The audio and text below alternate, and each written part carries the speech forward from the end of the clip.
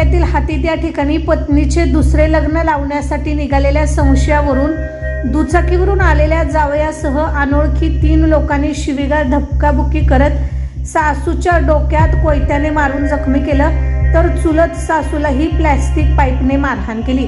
सदरची घटना ही 18 एप्रिल रोजी दुपारी 4 वाजण्याच्या सुमारास घडली।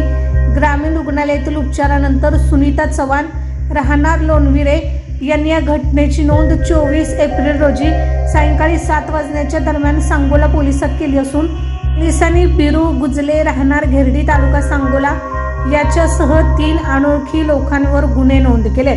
यामधील फिर्यादी सुनीता या पती, विवाहित मुलगी, जाऊ आणि अन्य 2 महिला असं मिळून कारमधून खरसुंडी तालुका आटपाडी या ठिकाणच्या यात्रेला निघाल्या होत्या।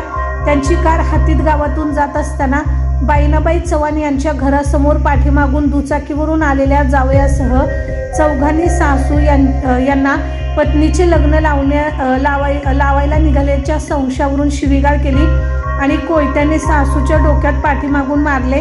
त्यावेळी संगीताची जाऊ सुनीता मध्ये आली असता तिलाही पाईपने मारहाण करू लागले। यावेळी हातीद गावातील ग्रामस्थांनी त्यांच्या भांडणाची सोडवासोडव केल्याचं त्यांनी फिर्यादीत म्हटलं आहे।